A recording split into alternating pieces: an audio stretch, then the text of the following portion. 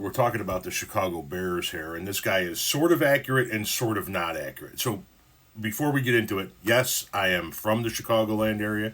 I was born in Melrose Park, Illinois, just outside the city of Chicago. I grew up in the Chicagoland area. I went to high school in southern Indiana and lived down there for a few years because I have deep ties on my father's side of the family to southern Indiana.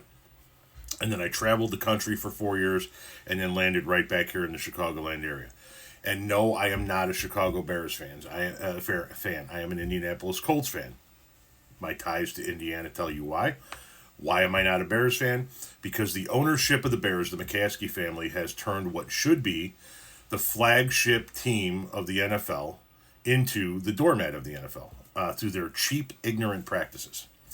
Now, this guy is referring to Virginia McCaskey, the now 103-year-old. She just celebrated her birthday on Monday.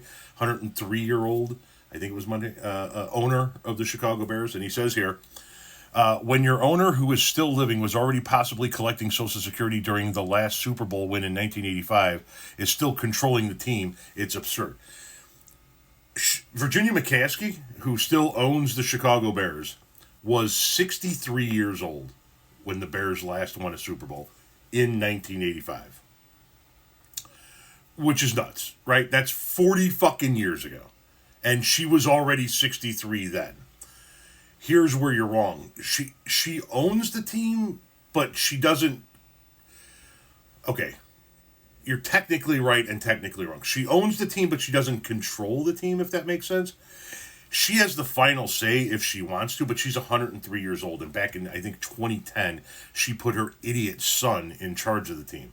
And since then, we've the Chicago team, I say we've because I so desperately want to be a Chicago Bears fan. I just can't. The Chicago Bears, since her idiot son has taken control of the team, has gone through 3 GMs. I don't know how many head coaches. I don't know how many fucking quarterbacks. They haven't had a playoff win since he took over. He clearly does not know what he's doing, right? He is just another idiot son of a millionaire / billionaire. I don't know how much money they actually do have. A sports owner who doesn't know what the fuck he's doing, but because he's got a lot of money and his parents and family has owned the team for generations, he thinks he knows what he's doing. The best thing Virginia McCaskey could do before she eventually departs this earth is remove her son from the position of power that he has within the Bears organization and put somebody in place that actually knows how to run a football team. The best thing in reality that she could do is sell the fucking team. That's what needs to happen. If the McCaskey family sold the Bears, I would buy a Bears jersey tomorrow. I'd still be a diehard Colts fan. I have the Colts horseshoe tattooed on my back.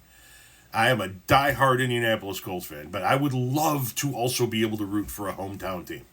So, if Virginia McCaskey is on TikTok and happens to come across this, sell the fucking team, you old biddy. It's over. You guys are a fucking joke. Your son's an idiot. He doesn't know his ass from a fucking hole in the ground, and it's time you sell the fucking team. If I'm being completely honest, you motherfuckers got lucky in 85. Lucky. Because Ditka was a shit coach too. And I know there are going to be a lot of Bears fans that go, I can't believe you said that about Mike Ditka. He was a dog shit head coach. The